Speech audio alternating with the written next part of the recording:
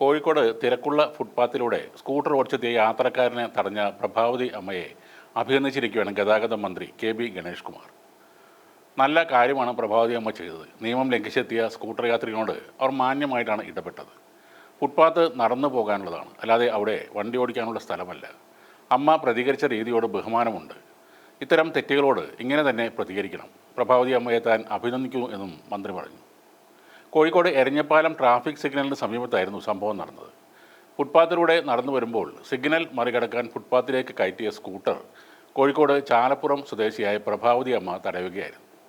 Scooter യാത്രികൻ വീണ്ടും മുന്നോട്ട് പോകാൻ ശ്രമിച്ചപ്പോഴും അവർ പിന്മാറിയില്ല. തൻ്റെ കാലുകൾ കൊണ്ട് വാഹനം തടഞ്ഞു. വീണ്ടും സ്കൂട്ടറുമായി മുന്നോട്ട് പോകാൻ ശ്രമിച്ചപ്പോൾ തൻ്റെ മൊബൈൽ ഫോൺ എടുത്ത് ആ ദൃശ്യം പകർത്താൻ തുടങ്ങി. അതോടെയാണ് സ്കൂട്ടർ യാത്രക്കാരൻ പിൻവാങ്ങിയത്. സമീപത്തെ കെട്ടിടത്തിന് മുകളിൽ നിന്നും ഈ വീഡിയോ ചിത്രീകരിച്ച് അത് നിമിഷനേരങ്ങൾക്കുള്ളിൽ സോഷ്യൽ മീഡിയയിൽ വൈറലായി മാറുകയും ചെയ്തു. ഈ വയോധികയെ അഭിനന്ദിച്ച് ഒട്ടേറെ പേരാണ് സോഷ്യൽ മീഡിയയിൽ എത്തിയത്. പവർഫുള്ളാണ് ഈ അമ്മ, ഡിജിറ്റൽ കേരള വെല്ലുമ്മച്ചി, ലാസ്റ്റ് ഫോൺ എടുത്തു, ഇതാണ് കരുത്തുറ്റ സ്ത്രീ, പ്രതികരണശേഷി നഷ്ടപ്പെടാത്ത ഈ അമ്മച്ചയാണ് എൻ്റെ ഹീറോ എന്നിങ്ങനെ നിരവധി കമൻറ്റുകളാണ് പ്രത്യക്ഷപ്പെട്ടത്. സ്കൂട്ടർ ഫുട്പാത്തിലൂടെ ഓടിച്ചു കയറ്റിയയാളെ ധൈര്യപൂർവ്വം തടഞ്ഞു നിർത്തിയ 72 വയസ്സുള്ള പ്രഭാവതി അമ്മയാണിപ്പോൾ സോഷ്യൽ മീഡിയയിലെ താരമായി മാറിയിരിക്കുന്നത്. നിയമലംഘനം ചോദ്യം ചെയ്യുന്ന ഇവരുടെ വീഡിയോ അഫ്ലു സ്റ്റോറീസ് എന്ന ബ്ലോഗർ പങ്കുവച്ചതോടെയാണ് നിമിഷങ്ങൾക്കുള്ളിൽ വൈറലായത്. കോഴിക്കോട് കൊയ്യേരിക്കാവ് പരിസരത്തുള്ള വെറുമൊരു വയോധികയല്ല ഈ അമ്മ. ജീവിതത്തിലുടനീളം പോരാട്ട വീര്യവുമായി തന്നെയാണ് അവർ നിലനിന്നത്. മുൻപ് മഹിളാ അസോസിയേഷൻ ജില്ലാ കമ്മിറ്റി അംഗമായിരുന്നു. സാക്ഷരതാ ക്ലാസുകൾ എടുത്തിട്ടുണ്ട്. ചാലപ്പുറത്തെ ക്യാപ്റ്റൻ ലക്ഷ്മി ഹോസ്പിറ്റലിൽ വാർഡനായി സേവനവും അനുഷ്ഠിച്ചിട്ടുണ്ട്. 1970കളിൽ തന്നെ ഡ്രൈവിംഗ് ലൈസൻസ് എടുത്ത വ്യക്തിയാണ് പ്രഭാവതി അമ്മ. അക്കാലത്ത് സൈക്കിൾ ചവിട്ടുകയും ഫുട്ബോൾ കളിക്കുകയും ഒക്കെ ചെയ്യുമായിരുന്നു. ഒറ്റയ്ക്കാണ് ഇവരുടെ താമസം. ഇപ്പോഴും എല്ലാ വാർത്തകളും കാണും, എന്നും പത്രം വായിക്കും. ഇൻസ്റ്റഗ്രാം അക്കൗണ്ടുമുണ്ട്.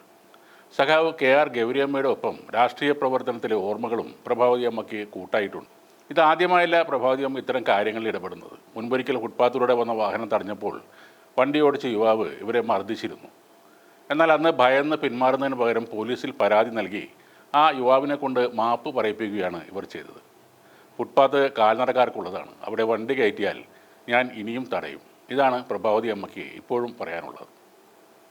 പഴയകാലത്ത് ജന്മിമാർക്കെതിരെ അരിവാളെടുത്ത് പോരാട്ടത്തിനിറങ്ങിയ അവർക്ക് ഇതൊരു ചെറിയ കാര്യമാണ്. ഫുട്പാത്തിലൂടെ ഇങ്ങനെ വണ്ടി ഓടിച്ച് വരുന്നത് കണ്ടാൽ നമ്മളിൽ പലരും തടയാറില്ല, വഴി മാറിക്കൊടുക്കുകയും ചെയ്യും. എന്നാൽ ഫുട്പാത്ത് കാൽനട യാത്രക്കാർക്ക് മാത്രമുള്ളതാണ്, അല്ലെങ്കിൽ അത് കാൽനട യാത്രക്കാരുടെ അവകാശമാണ് എന്ന് ഉറച്ച ബോധ്യം പ്രഭാവതി അമ്മക്കുണ്ടായിരുന്നു. നടുറോട്ടിലെ അനീതിക്ക് നേരെ അവരുടെ ശബ്ദം ഉയർന്നത് അതുകൊണ്ടായിരുന്നു.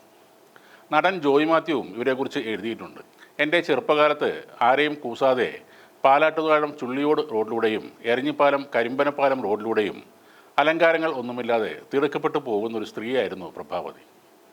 എങ്ങോട്ടാണ് അവർ ഇത്ര തിടുക്കപ്പെട്ടു പോകുന്നത് എന്ന് അന്വേഷിച്ചപ്പോഴാണ് അവർ പാർട്ടി പ്രവർത്തനങ്ങൾക്ക് പോവുകയാണ് എന്നറിഞ്ഞത്. നാട്ടുകാർ അവരെ സ്നേഹപൂർവ്വം പ്രഭേച്ച് എന്നാണ് വിളിക്കുന്നത്. പിന്നീട് അവർ രാഷ്ട്രീയ പ്രവർത്തനങ്ങളെല്ലാം അവസാനിപ്പിച്ചു. പക്ഷേ ആ പോരാട്ടവീര്യവും പൗരബോധവും അവരെ വിട്ടു പോയിട്ടില്ല. ഇന്നത്തെ പല ചെറുപ്പക്കാർക്കുമില്ലാത്ത സ്വാതന്ത്ര്യബോധവും പൗരബോധവും അവർക്കുണ്ട്. എനിക്ക് മാത്രമല്ല, കേരളത്തിനൊന്നാകെ മാതൃകയായി അഭിവാദ്യങ്ങൾ പ്രവേശിച്ച് എന്ന് പറഞ്ഞാണ് ജോയ് മാത്യു ആ കുറിപ്പ് അവസാനിപ്പിക്കുന്നത്.